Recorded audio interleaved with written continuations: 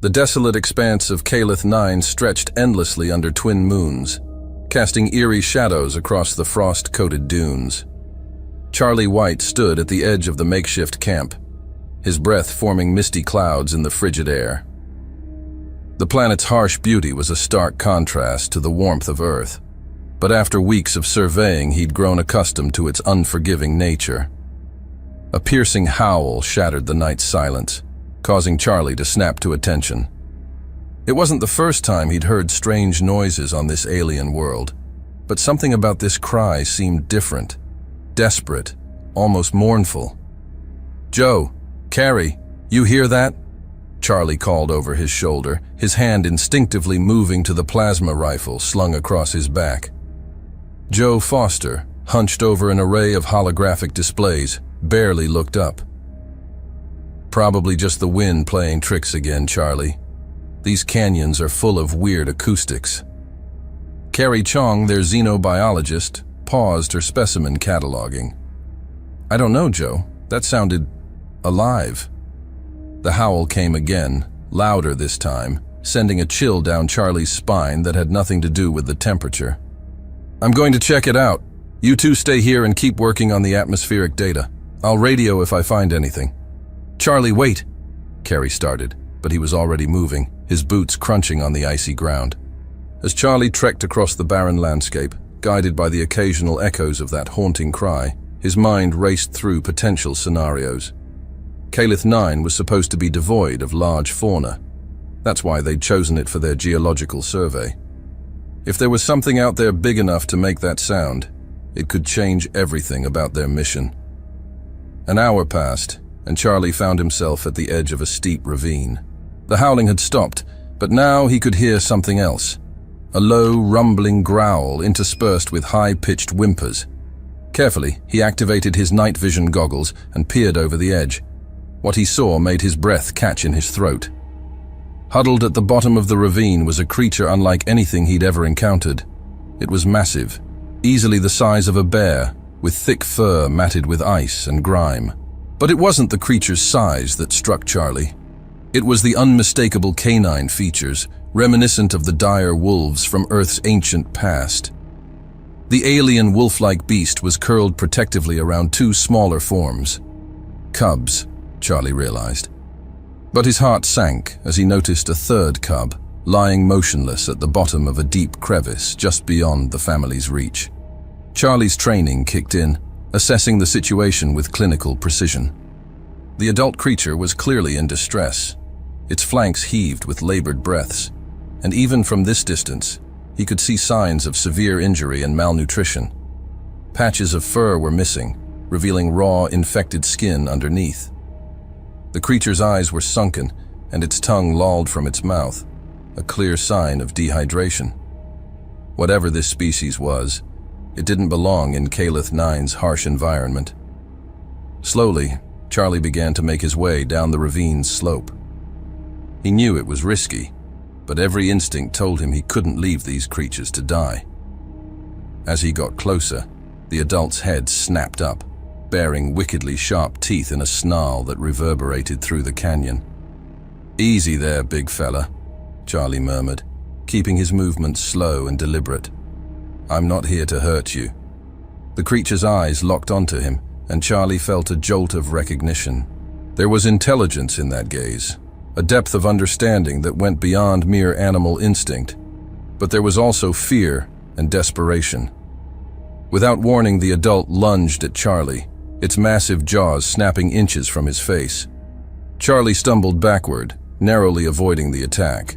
The creature's movements were sluggish, weakened by its poor condition, but the ferocity in its eyes was unmistakable. "Whoa, easy!" Charlie shouted, his heart pounding. He raised his hands, showing he was unarmed. "I'm trying to help you!" The creature snarled again, placing itself between Charlie and the cubs. It was clear that despite its weakened state, the adult was willing to fight to the death to protect its young. Charlie's mind raced. He needed to gain their trust, but more importantly, he needed to rescue that third cub before it was too late. Hey there, hope you're enjoying the video so far. If you do, please hit the like button and subscribe to the channel. It really helps the channel to grow and reach more people. Now let's find out what comes next. Taking a deep breath, he made a decision that went against every safety protocol drilled into him during training. He turned his back on the snarling adult and moved towards the crevice where the motionless cub lay. The reaction was instantaneous. A blur of motion in his peripheral vision was all the warning Charlie had before he felt the impact of the adult's charge. He managed to roll with the blow, using the creature's momentum to avoid the worst of its attack. But as he came up in a defensive crouch, he realized he'd miscalculated. The adult wasn't attacking him, it was trying to reach its fallen cub. In that moment of shared understanding, Charlie saw his opportunity. "I can help," he said firmly, locking eyes with the creature once more. "Let me help you." For a heartbeat that seemed to stretch into eternity, they stared at each other. Then, almost imperceptibly, the adult stepped back. Charlie didn't waste a second. He scrambled to the edge of the crevice, assessing the situation. The cub had fallen onto a narrow ledge about 10 feet down. It was breathing, but barely. Using his climbing gear, Charlie fashioned a makeshift harness and began to lower himself into the darkness. The descent felt like it took hours, though it couldn't have been more than a few minutes. Charlie's heart pounded in his ears as he finally reached the unconscious cub. Up close, he could see the rise and fall of its chest, shallow but steady. The cub was in even worse shape than its parent, its small body emaciated and covered in frost. Gently, Charlie scooped the small form into his arms, marveling at how something so alien could feel so familiar. As he cradled the cub, he felt a faint pulse of warmth, whether from the creature's body heat or something else, he couldn't be sure. But in that moment, Charlie knew he'd do whatever it took to save this family. The climb back up was treacherous, made even more challenging by his precious cargo. But finally, Charlie hauled himself over the edge, cradling the cub against his chest. He turned to face the adult, half expecting another attack. Instead, he found himself transfixed by a sight that would be seared into his memory forever. The massive creature stood stock still, its eyes wide with an emotion Charlie could only describe as hope. Slowly, reverently, he placed the rescued cub on the ground between them. For a moment, nothing happened. Then, with a gentleness that belied its size, the adult nuzzled its fallen offspring. A soft whine escaped its throat, and to Charlie's amazement, the cub stirred, letting out a tiny squeak. The relief that flooded through him was overwhelming. Charlie sank to his knees, suddenly exhausted. He watched as the adult carefully picked up the rescued cub, carrying it back to its siblings. The family huddled together, and for the first time since he'd encountered them, Charlie saw the tension leave the adult's body. Remembering his supplies, Charlie slowly retrieved his pack. The adult watched warily, but made no move to attack. Carefully, he pulled out his canteen and a package of emergency rations. "Here," he said softly, pouring some water into a shallow depression in the rock. "You need this more than I do." The adult hesitated, then slowly approached the makeshift water bowl. It sniffed cautiously before lapping eagerly at the life-giving liquid. Charlie's heart clenched as he watched the creature's desperation. It was clear they hadn't had access to water in days, maybe longer. As the adult drank, Charlie opened the ration pack. The smell of concentrated nutrients filled the air, and the creature's head snapped up, nostrils flaring. Slowly, Charlie broke off a piece of the dense food bar and held it out. For a long moment, the adult stared at the offering. Then, with aching slowness, it stepped forward and delicately took the food from Charlie's hand. The touch of its muzzle against his palm sent a shiver through him. Not of fear, but of awe at the trust being placed in him. As the adult chewed, Charlie prepared more water and food for the cubs. He watched in amazement as the parent gently nudged its offspring towards the provisions, encouraging them to eat and drink. The smallest cub, still weak from its ordeal, struggled to reach the water. Without thinking, Charlie scooped it up, cradling it against his chest as he helped it drink from his cupped hand. The adult tensed for a moment, but made no move to stop him. As the cub's tiny tongue lapped at the water in his palm, Charlie felt a surge of protectiveness wash over him. These creatures, whatever they were, needed help, and he was determined to give it to them. As the sky began to lighten with the first hints of dawn, Charlie knew he needed to contact his team, but he was reluctant to break the fragile peace that had settled over the ravine. The adult creature had curled protectively around its cubs once more, but its eyes remained fixed on Charlie, watching his every move. Slowly telegraphing his movements, Charlie reached for his communicator. "Carrie, Joe," he said, his voice hoarse with emotion. "You're not going to believe what I've found. I need you to bring all the supplies you can carry. And Carrie, bring your xenobiology kit. We've got some new friends who need our help." As he waited for his team to arrive, Charlie settled in, keeping a watchful eye on the alien family. He knew that what he'd done, interfering with an alien species, potentially jeopardizing their entire mission, would have consequences. But looking at the creatures before him, seeing the trust slowly building in the adult's eyes, he couldn't bring himself to regret it. Whatever came next, he was committed now. These creatures needed him, and somehow, he knew that humanity needed them too. The adventure was just beginning, and Charlie White was ready to face whatever challenges lay ahead. The sound of approaching footsteps made both Charlie and the adult creature tense. But as Carrie and Joe came into view, their arms laden with supplies, Charlie felt a surge of hope. Together they would find a way to help these magnificent beings, and in doing so, they might just change the course of human history. As the first rays of Calith 9's harsh sun crested the horizon, Charlie heard the distant whine of the team's hover transport. He tensed, glancing at the Vokran family huddled nearby. The adult's ears pricked forward, a low growl rumbling in its throat. "Easy," Charlie murmured, holding out a placating hand. "They're friends. They're here to help." The transport touched down at the edge of the ravine, kicking up a swirl of frost-coated sand. Carrie was the first to emerge, her eyes wide as she took in the scene before her. Joe followed close behind, his arms laden with equipment. "Charlie, what in the name of—" Carrie's voice trailed off as she caught sight of the Vokran. "Oh my God." Charlie stood slowly, careful not to make any sudden movements. "Guys, I'd like you to meet our new friends. They're in pretty rough shape and they need our help." Carrie approached cautiously, her xenobiologist's instincts kicking in. Her gaze swept over the adult Vokran and its cubs, cataloging injuries and signs of malnutrition. "This is incredible," she breathed. "They shouldn't be here.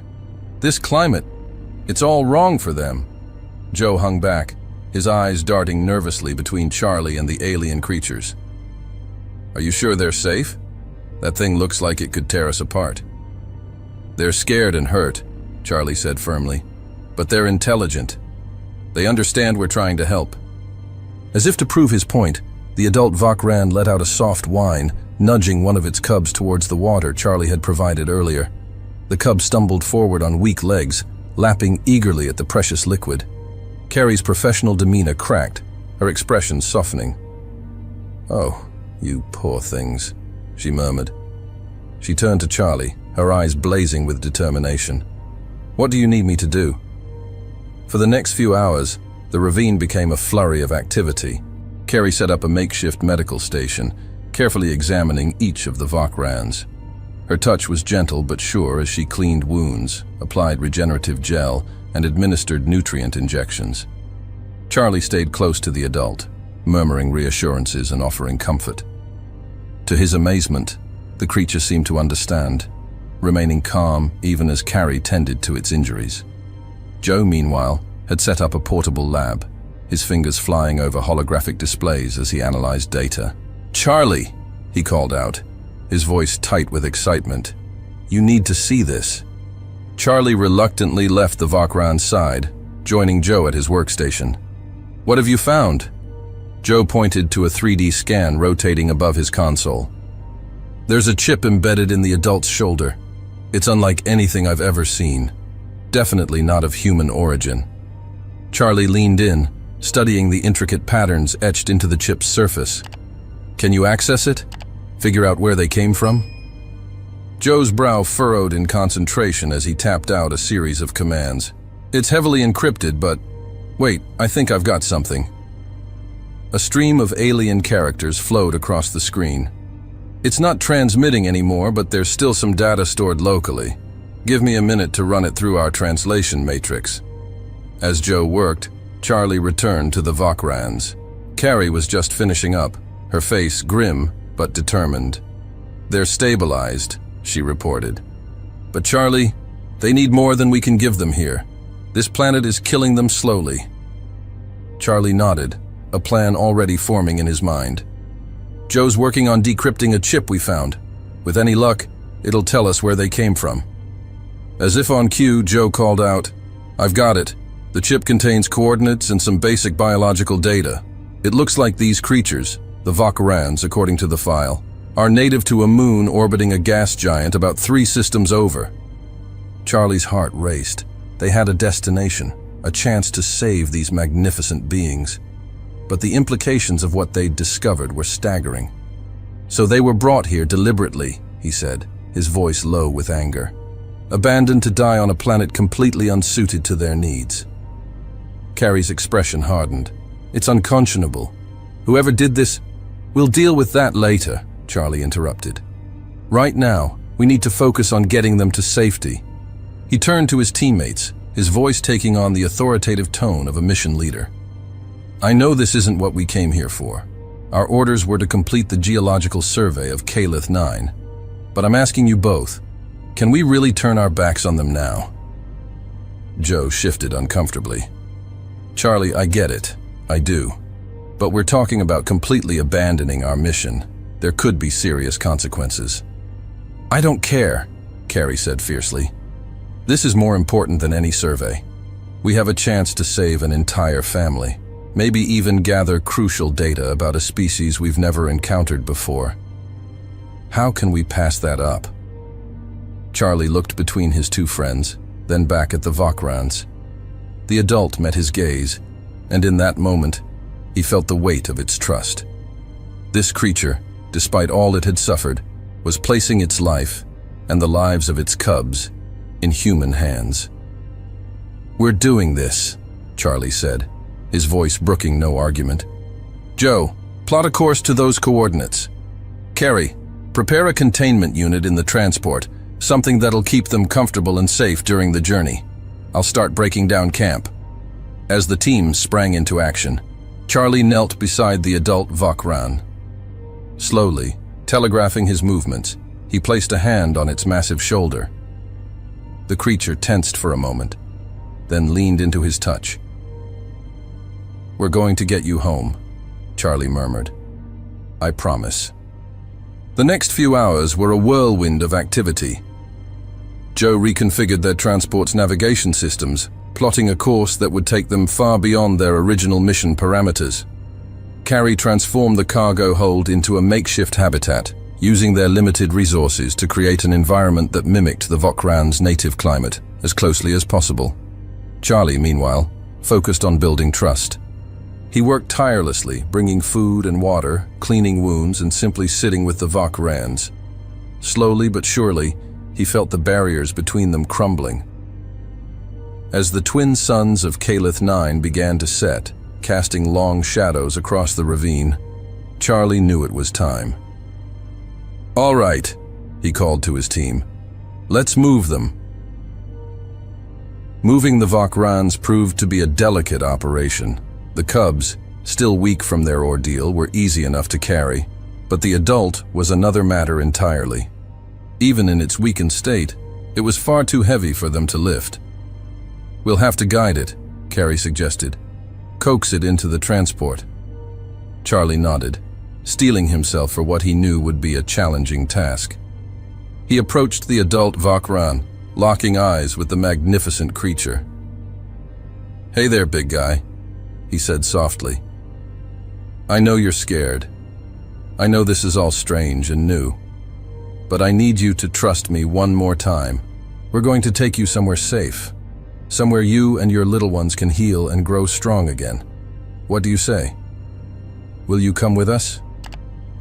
For a long moment, the Vokran simply stared at him. Then, with aching slowness, it rose to its feet. Charlie's breath caught in his throat as he fully appreciated the creature's size and power. Even weakened, it was a force to be reckoned with. Carefully, Charlie began to back towards the transport, maintaining eye contact with the Vokran. "That's it," he encouraged. "Nice and easy. You're doing great." Step by painstaking step, they made their way up the ravine's slope. Twice, the adult Vokran faltered, its strength nearly giving out. But each time Charlie was there, his voice steady and reassuring, urging it onwards. Finally, after what felt like hours, they reached the transport. The cubs were already settled in the makeshift habitat, curled up together on a bed of thermal blankets. With one final effort, the adult Vokran heaved itself into the cargo hold, collapsing beside its offspring. Charlie's legs gave out, and he sank to the ground, his back against the transport's hull. He was exhausted, every muscle aching, but a fierce joy burned in his chest. They'd done it. Against all odds, they'd saved this family. As Carrie and Joe made final preparations for takeoff, Charlie allowed himself a moment to simply observe the Vokrans. The adult had curled protectively around its cubs, but its eyes remained fixed on Charlie, and in that gaze, he saw something that took his breath away: gratitude, understanding, and the beginnings of trust. "All right, team," Joe's voice crackled over the intercom. "We're ready for liftoff. Better strap in. This is going to be one hell of a ride." As the transport's engines roared to life, Charlie felt a mix of excitement and trepidation. They were about to embark on a journey that would take them far beyond the boundaries of their original mission. There would be consequences, he knew, questions to answer, superiors to face. But looking at the Vokrans, seeing the way the adult nuzzled its cubs, Charlie knew with absolute certainty that they were doing the right thing. Whatever challenges lay ahead, they would face them together, humans and Vokrans united by an unlikely bond of trust and compassion. The transport lifted off, leaving the harsh landscape of Calith 9 behind. As they soared into the star-studded blackness of space, Charlie felt a sense of anticipation building within him. This was more than just a rescue mission now. It was the beginning of something much bigger, a chance to change the way humanity interacted with the galaxy around them. With one last look at the Vokrans, Charlie strapped himself into the co-pilot's seat beside Joe. "All right," he said, his voice filled with determination. "Let's bring them home."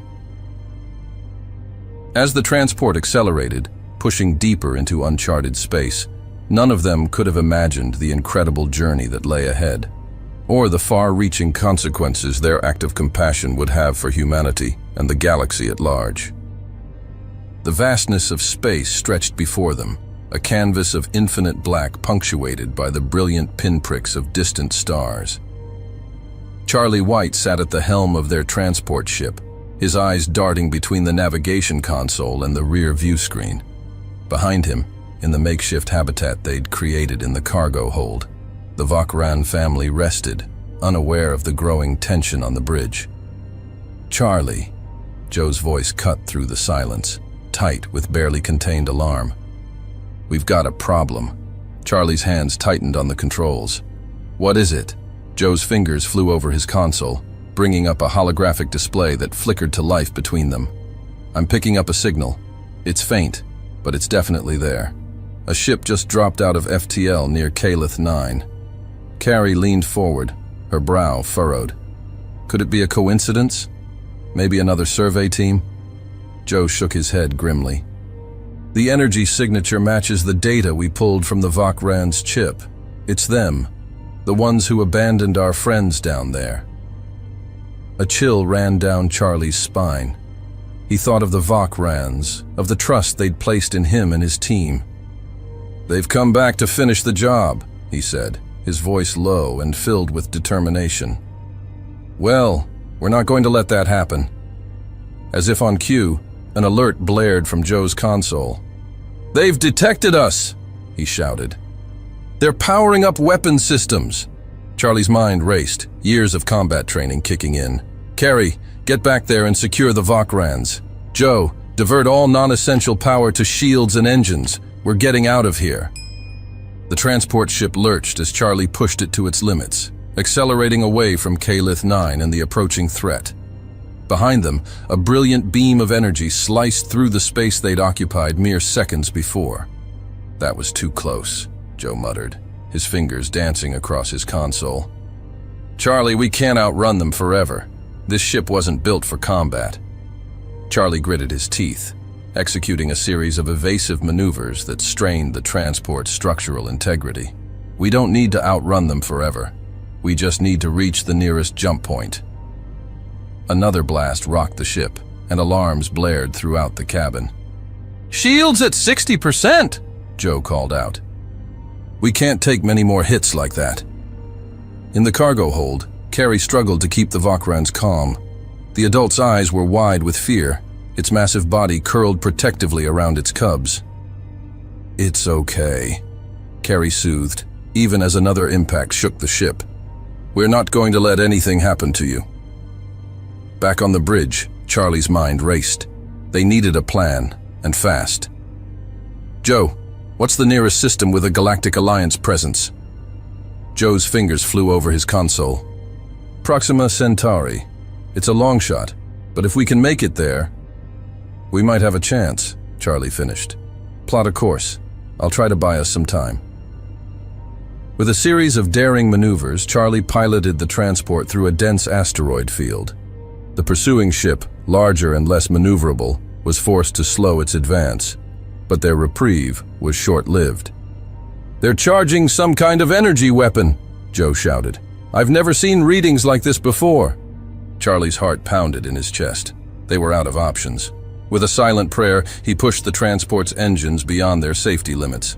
The ship groaned in protest but surged forward, just as a massive energy beam lanced out from their pursuer. Time seemed to slow as the beam approached. Charlie could feel the heat of it even through the ship's hull. But at the last possible moment, their transport slipped into the swirling vortex of a jump point, the energy beam passing harmlessly through the space they'd occupied a fraction of a second before. As the chaotic energies of FTL travel enveloped them, Charlie allowed himself a moment of relief, but he knew their troubles were far from over. Joe, get me a secure channel to Alliance Command, he ordered. We need to report what's happened and request assistance. As Joe worked to establish the connection, Charlie made his way back to the cargo hold. The sight that greeted him there made his heart clench. The adult Vokran was trembling, its eyes wide with a mixture of fear and confusion. The cubs whimpered softly, pressing close to their parent. Charlie approached slowly, his hands held out in a gesture of peace. I'm sorry, he said softly, knowing the creature couldn't understand his words but hoping his tone would convey his meaning. I'm so sorry you had to go through that, but I promise you, we're going to keep you safe. To his amazement, the adult Vokran's trembling subsided. It met Charlie's gaze, and in those alien eyes, he saw a glimmer of understanding and trust. Carrie joined him, her face pale but determined. What now, Charlie? He took a deep breath, steeling himself for the challenges ahead. Now, we fight. Not just for the Vokrans, but for every species that's been exploited like this.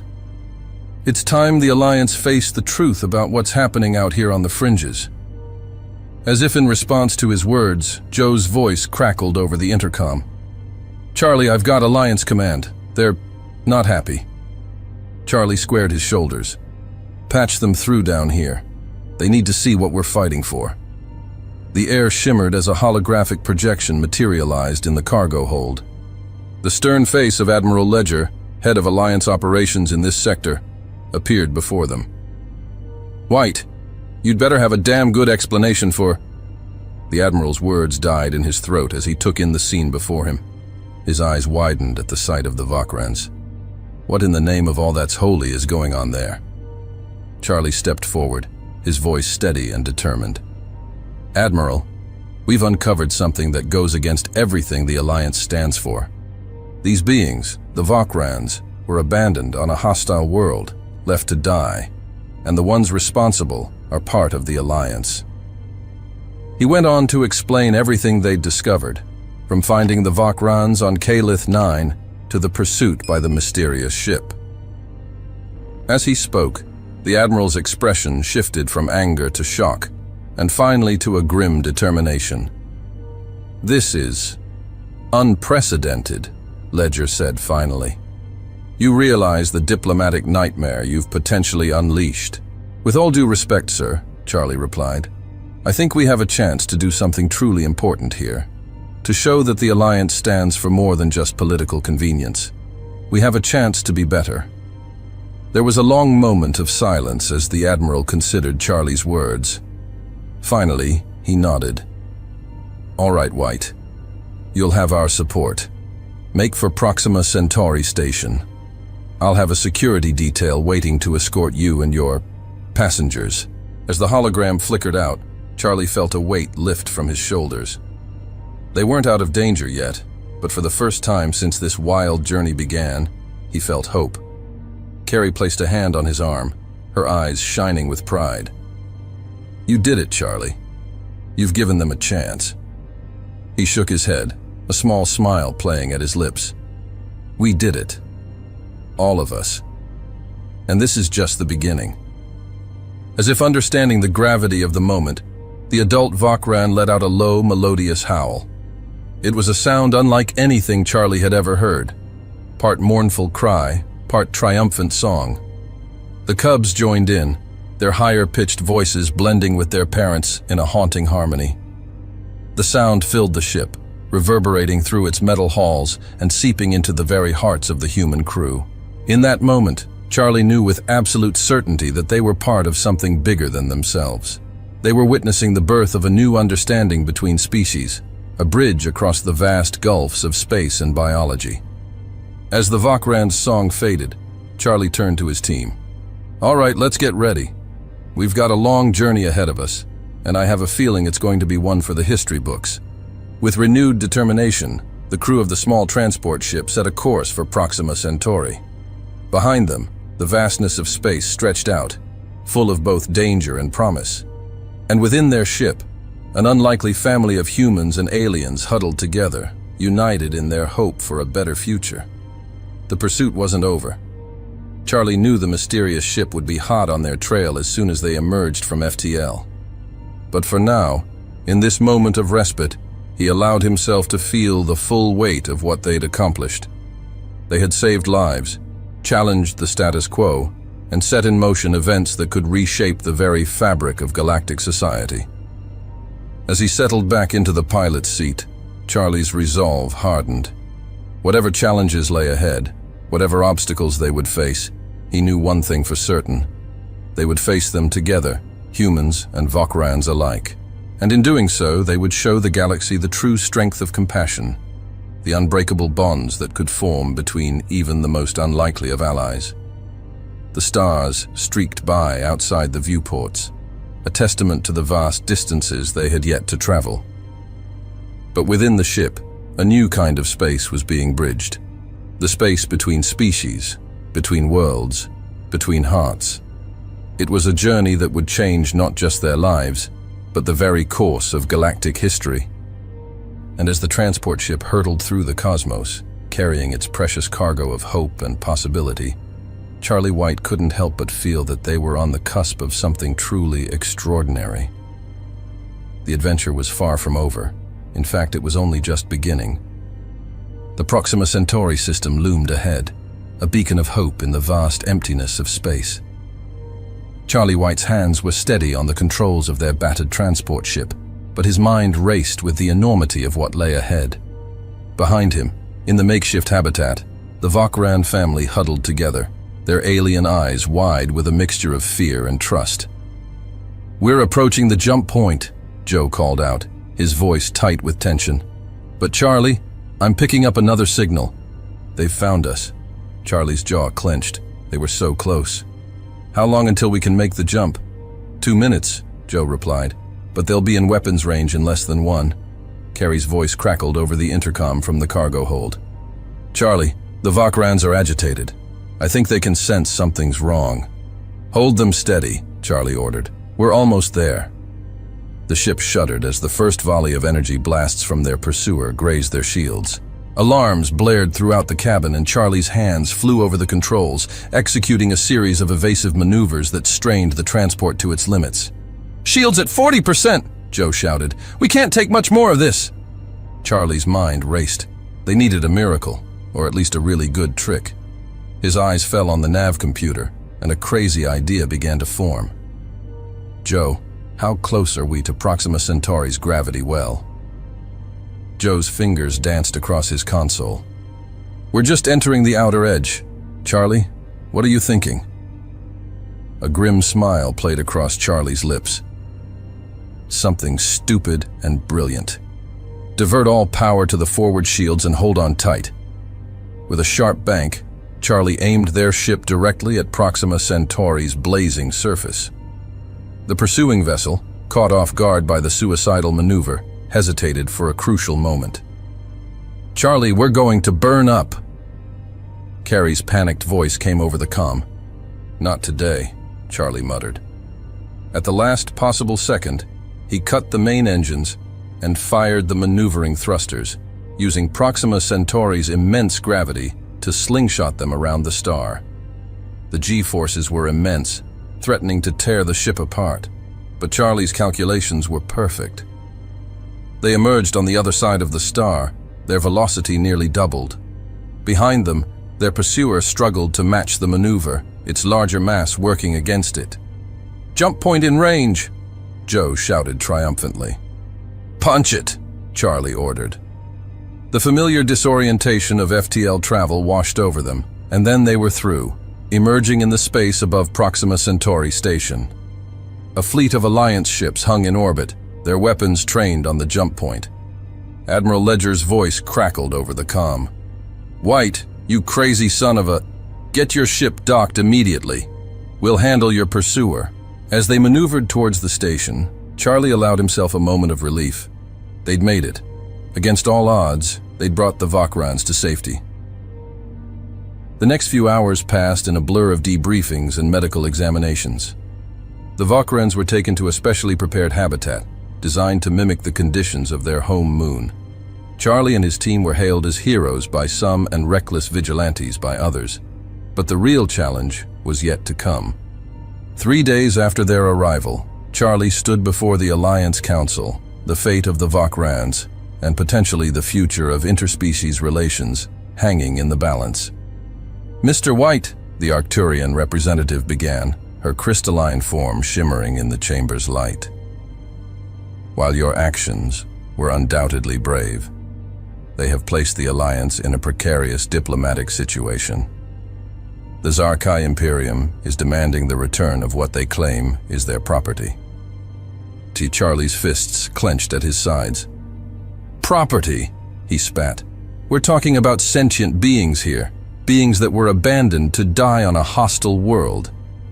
The human representative, a stern-faced woman named Admiral Wilson, leaned forward. "Be that as it may, Mr. White, we have no formal laws governing the treatment of non-allied species. The Zarkai argue that the Vokrans are a genetically engineered species, created for their purposes." A murmur of shock rippled through the chamber. Charlie felt sick to his stomach. Created or not, they're alive. They feel pain, fear, love. I've seen it with my own eyes. Are we really going to stand by and allow this kind of exploitation to continue? The chamber fell silent, the weight of the decision palpable in the air. Then, to Charlie's surprise, the Vokran adult was brought into the chamber, flanked by a team of xenobiologists. Its eyes immediately found Charlie, and a low, mournful sound filled the air. The effect on the council was immediate. Many leaned forward, their expressions softening as they witnessed the obvious intelligence and emotion in the creature's eyes. Charlie seized the moment. "Members of the council, I ask you to look, really look, at this being before you. Yes, they're different from us. Yes, their origins may be unlike our own, but can any of us truly say they're less deserving of life, of freedom, of dignity?" He took a deep breath, his voice growing passionate. Humanity's own history is stained with the exploitation of those we deemed lesser. We nearly destroyed ourselves before we learned better. Now we have a chance to prevent that same tragic history from repeating on a galactic scale. The Vokran, as if sensing the importance of the moment, let out a haunting melody that echoed through the chamber.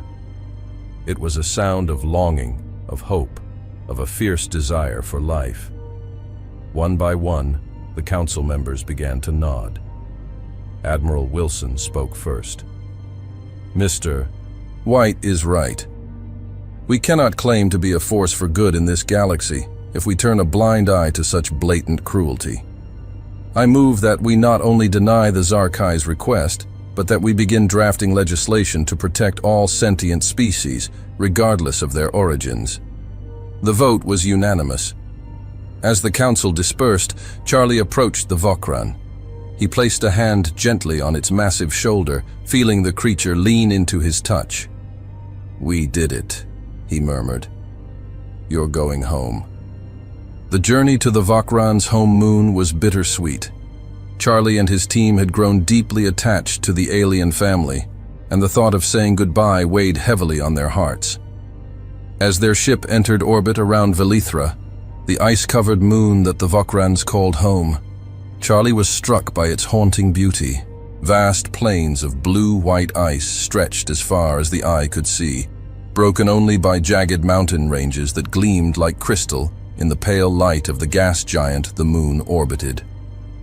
They landed in a valley sheltered from the howling winds, the ship's sensors having detected a large concentration of Vokran life signs in the area. As the cargo bay doors opened, letting in a blast of frigid air, Charlie felt a lump form in his throat. The adult Vokran stood at the threshold, its cubs pressed close to its sides. For a long moment, it simply stared out at the icy landscape, its chest heaving with deep breaths of the familiar cold air. Then, with a sound that was half howl, half song, it bounded down the ramp. The cubs followed, their excited yips echoing across the valley. Charlie and his team watched in awe as the family rolled in the snow, their joy palpable even across the species barrier. But the Vokrans' homecoming was far from over. From the surrounding ridges, more of their kind appeared. Massive, wolf-like creatures with thick, silvery fur and eyes that gleamed with intelligence. They approached cautiously at first, but as they caught the scent of their long-lost kin, their pace quickened. The reunion that followed was unlike anything Charlie had ever witnessed. The air filled with a cacophony of howls, yips, and that haunting melodic song. The Vokrans greeted each other with gentle nuzzles and playful tumbles, their bodies vibrating with the sheer joy of being together. As Charlie watched, he felt a presence at his side. He turned to find the adult Vokran, the one they'd rescued, the one who had trusted them against all odds, standing beside him. Its eyes, so alien yet so expressive, met his. In that moment, a wave of emotion passed between them. Gratitude, respect, and a deep, abiding affection that transcended the barriers of species and language. The Vokran leaned forward, gently pressing its forehead against Charlie's, in a gesture that needed no translation. "You're welcome," Charlie whispered, his voice thick with emotion. "And thank you for trusting us, for showing us what's really important." With a final soft whine, the Vokran turned and loped off to join its pack. Charlie watched it go, his heart full to bursting with a mixture of joy and sorrow. Carrie placed a hand on his shoulder, her own eyes glistening with unshed tears. "We did good, Charlie. We did real good." Joe nodded, uncharacteristically quiet. "So what now? Back to business as usual?" Charlie shook his head, a determined glint in his eye. "No. Now we make sure this never happens again. To any species, anywhere in the galaxy." As they prepared for takeoff, Charlie took one last look at the Vokrans.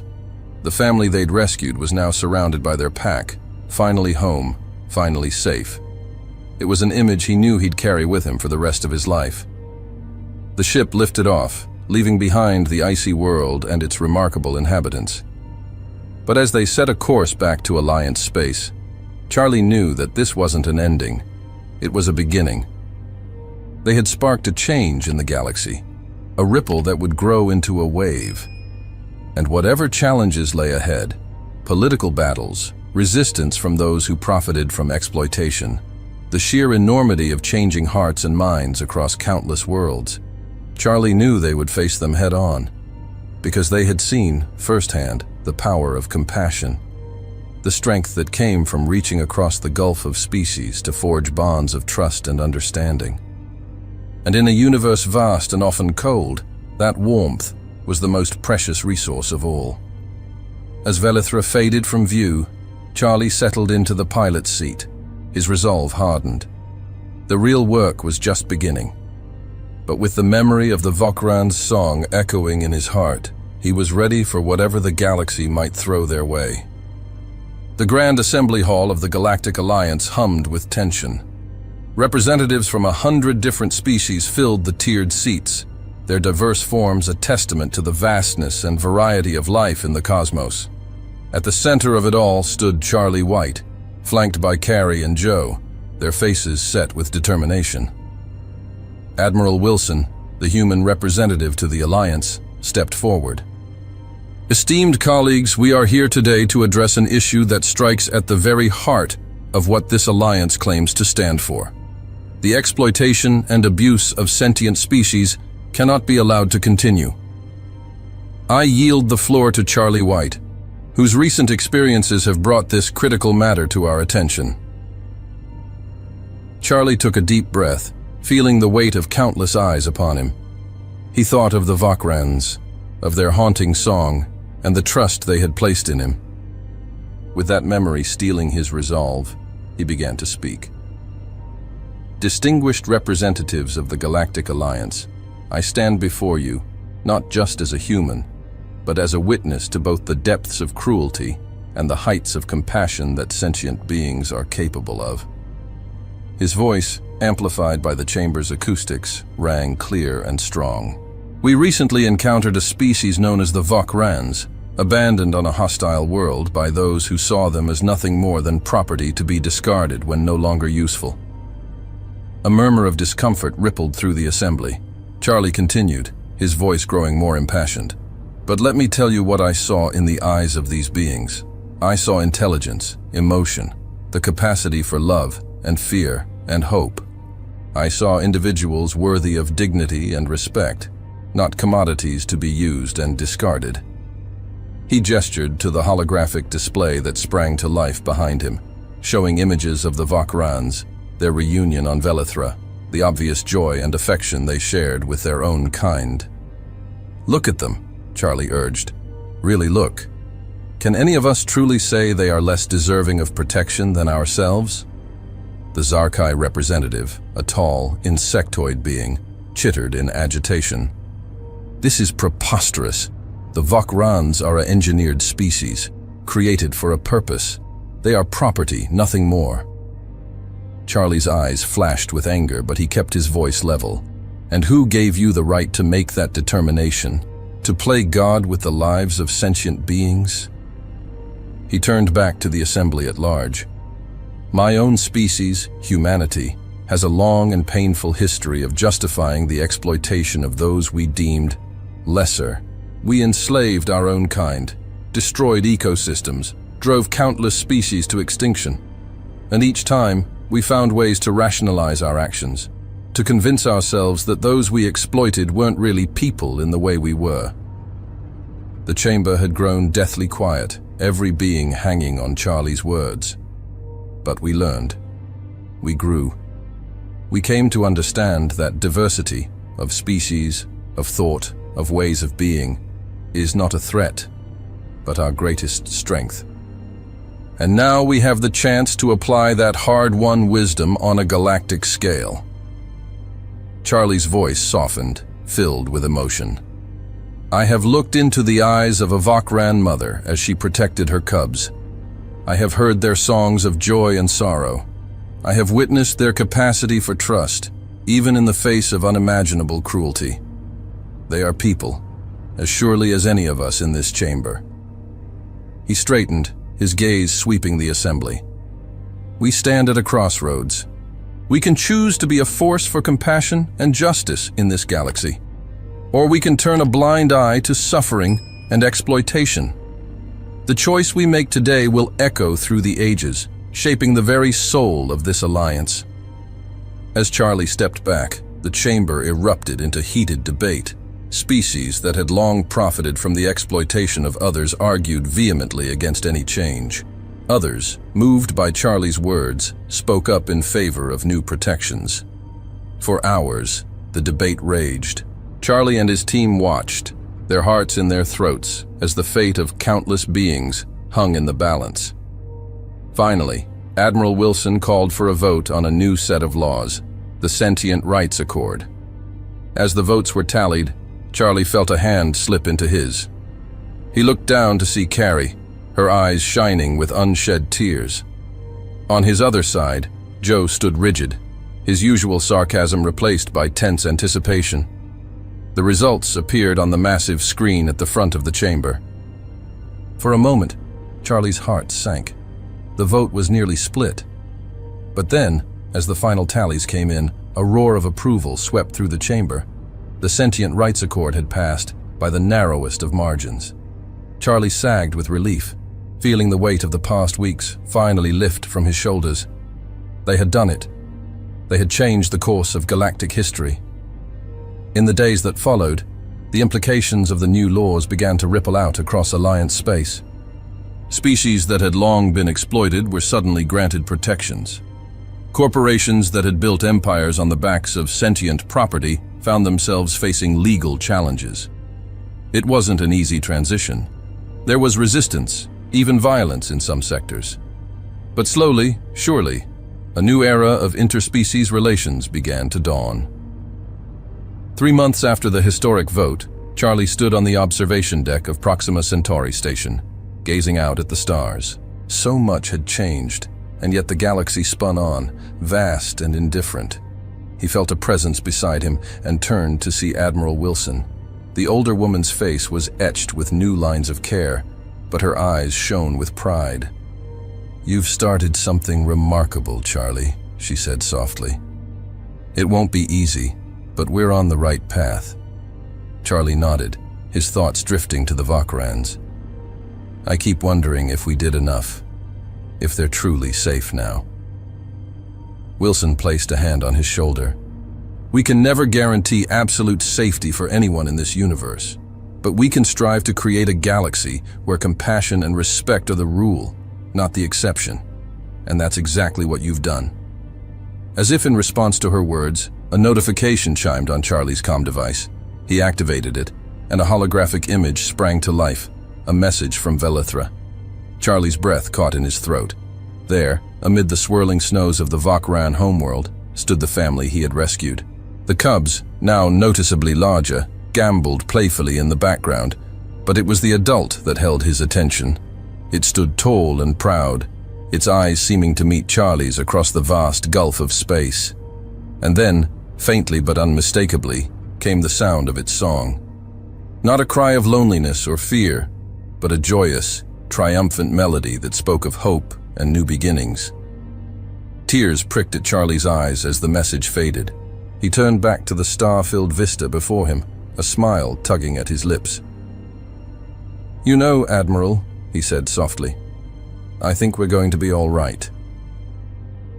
As they stood there, gazing out at the infinite possibilities that lay among the stars, Charlie felt a sense of peace settle over him. The journey wasn't over. In many ways, it was just beginning. There would be challenges ahead, new frontiers of ethics and understanding to navigate. But they had taken the first, crucial step. They had chosen compassion over convenience, empathy over exploitation, and in doing so, they had not only saved the Vokrans, but had set in motion changes that would reshape the very fabric of galactic society. Charlie thought of all the beings out there in the darkness, those known and those yet to be discovered. Thanks to their actions, those beings now had a chance at a future free from the threat of enslavement and exploitation. It wasn't a perfect solution. The galaxy was too vast, too complex for any single action to solve all its problems. But it was a start, a beacon of hope in the cosmic night. As he stood there, Charlie made a silent promise to the Vakrans, to all the beings who had yet to find their voice in the galactic community, and to himself. He would continue to fight for what was right, to push the boundaries of understanding and compassion, because that, he realized, was the true legacy of humanity. Not conquest or domination, but the capacity to grow, to learn, to extend the hand of friendship across the stars. The observation deck fell silent, but in Charlie's mind, the Vakrans' song continued to echo, a reminder of what they had accomplished, and a call to all that lay ahead. Hey there again! I'm glad you've come so far. Hope you enjoyed the video. Remember to hit the like button and the subscribe button. This is really important to the channel. Really important.